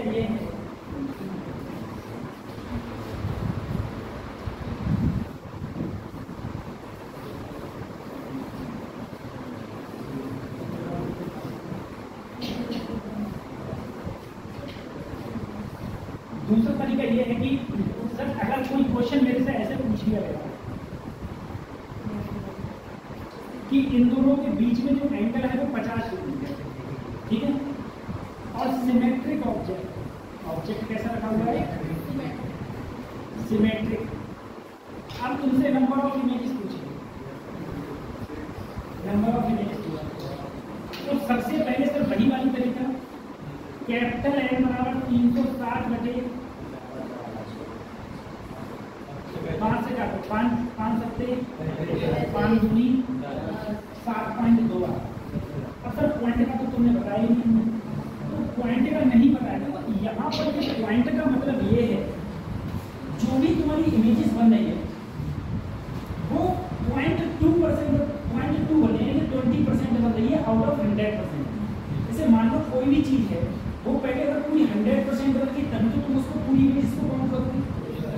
अब तुम्हें मान लो तुमने इमेजेस बनाई, इमेजेस बनने के बाद में यहाँ पर तुम्हारी जितनी भी इमेजेस बन रही हैं उनमें से एक इमेजेस में सिर्फ तुम्हारे पैर दिख रहे हैं और तुम दिख ही नहीं रहे, तो इसका मतलब है वो इमेजेस पूरी नहीं है, वो इमेजेस पूरी नहीं है, तो उसको हम लोग नंबर ऑफ इमेजेस में काउंट नहीं करेंगे। तो अभी हम देखें तो जहाँ भी तुम्हें पॉइंट दिखी उसे तुम खत्म कर देना, काट देना। जैसे मान लो अगर 7.2 दिखा है तो 0.2 को खत्म, 7.8 दिखा तो 0.8 को भी खत्म, जब तक पूरा ना दिखे। अगर 7.9 दिखेगा तो 0.9 को भी खत्म, सही है, जब तक पूरा ना दिखे तब तक उसे क्या कर देना, खत्म कर देना। तो यहाँ पर अगर मैंने खत्म किया तो सिर्फ मेरे पास क्या बचा, 7 बचा। लेकिन यहाँ पर ये सब ऑड है, ऑड है, लेकिन यहाँ पर क्या दिया हुआ है, सिमेट्री। सिमेट्री का मैं सिंपल फार्मूला जानता हूँ, चुपचाप n-1, तो नंबर ऑफ इमेजेस बनेगी वो क्या बनेगी, 6। नंबर ऑफ इमेजेस 6 बनेगी।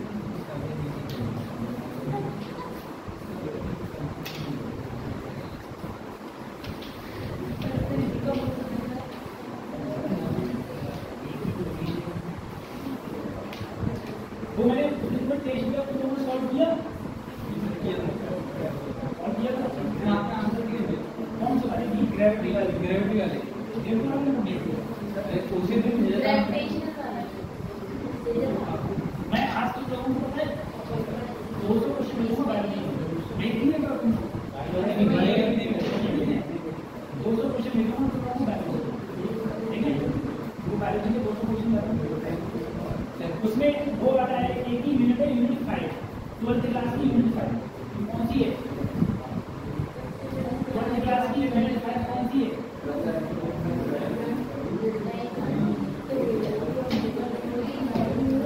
परिकल्पना वाली है, यूनिट 5 परिकल्पना वाली है, यूनिट 5 यूनिट 5 जेनेटिक्स का बायोलॉजी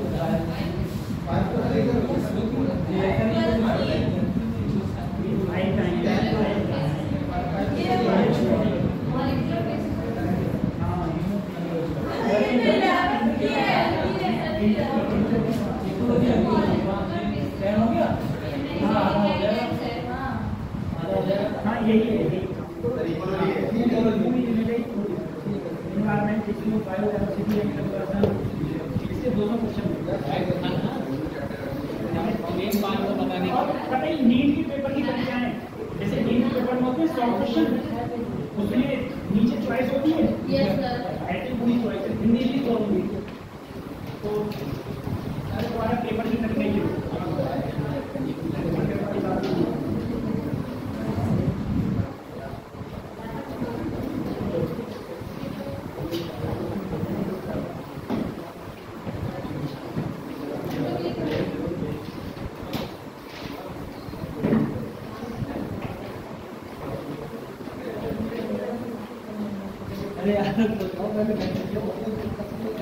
कल क्लास है ना, हाँ कल भी हमारी क्लास है, और कल 2 बजे से क्लास हमारी है, मैम नहीं आएगी, कल 2 बजे शायद क्लास होगी, कोई हमें कोई दिक्कत नहीं।